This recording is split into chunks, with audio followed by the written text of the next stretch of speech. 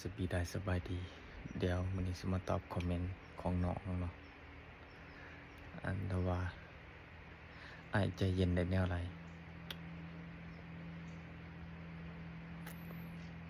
ขั้นสิตอบแบบสั้นๆมันก็ง่ายเกินไปเนาะที่จริงเนาะมันมีหลายปัจจัยเนาะบางคนก็ใจเย็นมันมีหลายรูปแบบเนาะแต่ว่าในทีนี้ในความใจเย็นเนี่ยที่น้องถามในแบบของอ้ายก็คือต้องได้ฝึกเนาะเมื่อก่อนเนี่ยเป็นคนใจร้อนแต่ข้าวเฮียนเป็นเด็กน้อยซะเป็นคนใจร้อนไปเตะบาสไปดินกีฬาเนี่ยเจอหมู่ที่แบบบ่โอเคนำนี่พร้อมที่จะบวกตลอดเนาะแหงมาแหงกลับเนาะแต่ว่าหลังจากไปใช้ชีวิตอยู่ในวัดทุกอย่างมันก็ได้เปลี่ยนบ่แม่นว่าเฮาสิไปใช้ชีวิตที่ว่าสิจะชนะอยู่ตลอดเป็นไปบ่ได้เนาะเพิ่นว่าแต่เฮาไปชนะคนอื่นมันก็บ่ได้มีความหมายหยังเนาะสุดท้ายแล้วยุคจุดเปลี่ยนก็คือพระพุทธศาสนานี่สอนให้เฮาเบิ่งตัวเองเบิ่งตัวเฮาเองเป็นแนวใดมันก็ได้การฝึกสมาธิเนาะเพราะว่าบ้านเฮานี่คันเห็นคนไปวัดนี่โอ้ยสิมักบอกให้กัน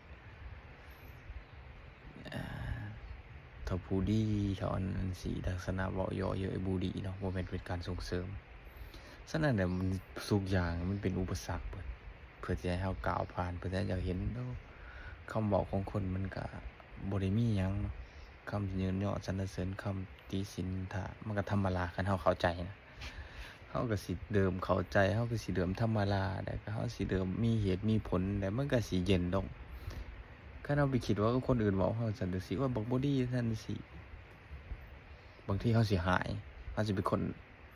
ใจร้อนโอ้มันว่ากูบ่ดีเด้ที่จริงแล้วเฮาตั้งสติเนาะคนที่ว่าเฮาบ่ดีนี่